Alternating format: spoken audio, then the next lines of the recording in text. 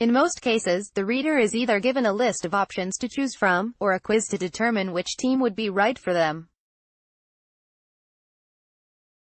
This isn't one of those articles because there is only one correct country American fans should get behind: Mexico. More, 9 nations Americans could support in Russia even without the legitimate geopolitical reasons, which will be brought up later, that should guilt every American with a heart into supporting Mexico. This decision shouldn't be difficult for any fan of the red, white and blue.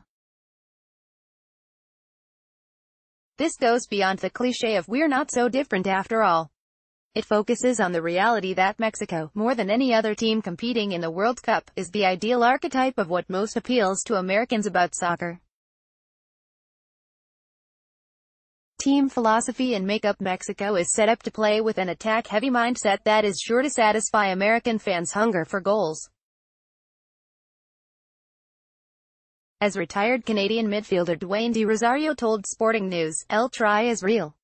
They have an attacking force spanning from the forwards to the midfield. The team's 4-3-3 and 3-4-3 formations feature a high defensive line with a focus on dominating possession in the attacking half."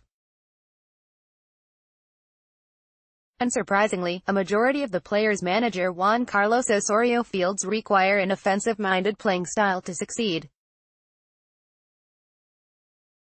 This makeup allows the team to turn defensive stops into quick scoring opportunities.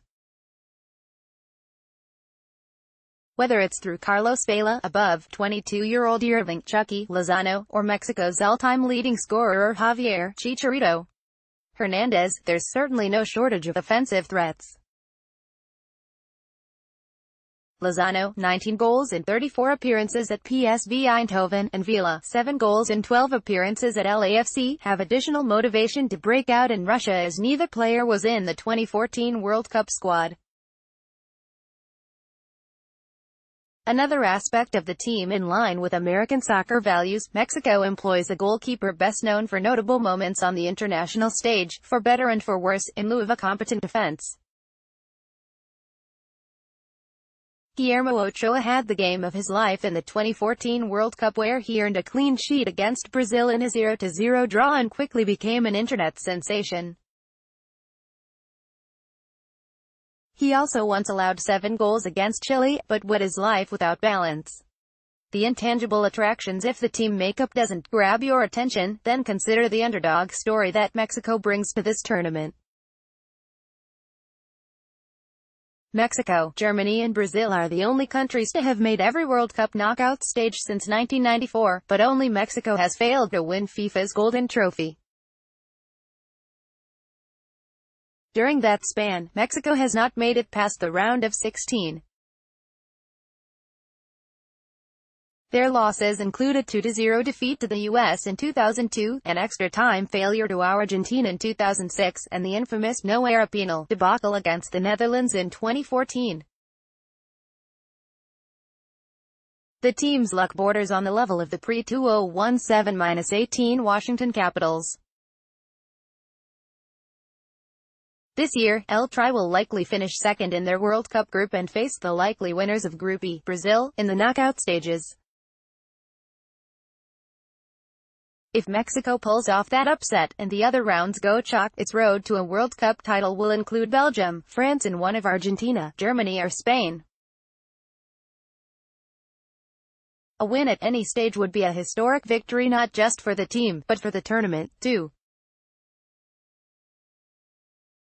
Mexico even has the individual player capable of being a World Cup hero because of his history of late-game winning goals in Chicharito.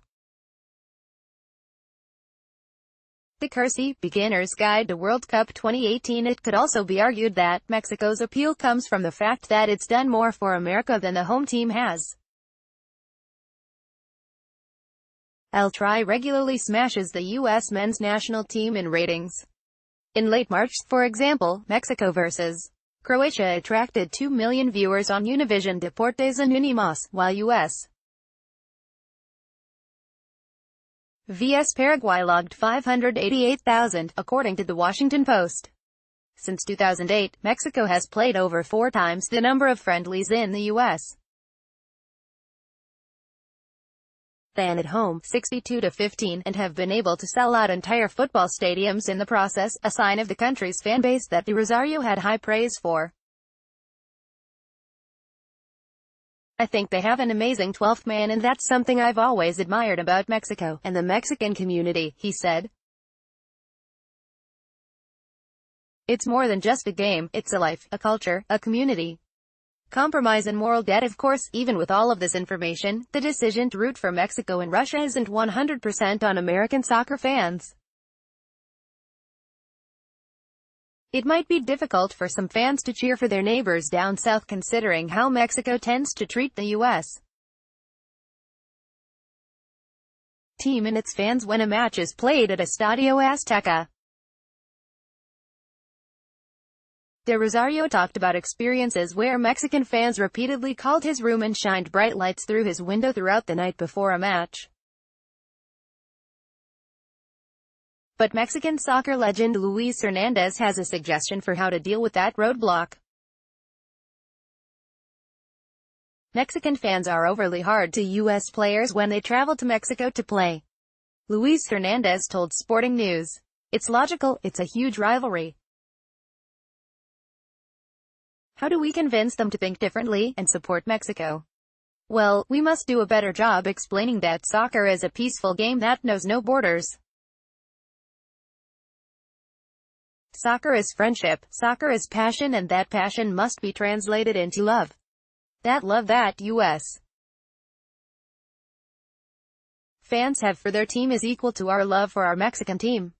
It really is high praise for anyone to compliment a fan base that calls the sport soccer, but Hernandez's appreciation of American fans more importantly highlights why temporarily supporting Mexico is such a great opportunity, especially when U.S.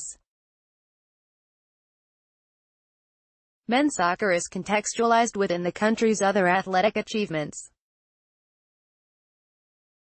More expert predictors are toasting the French. The support for the USMNT is diametrically opposed to the culture of American exceptionalism.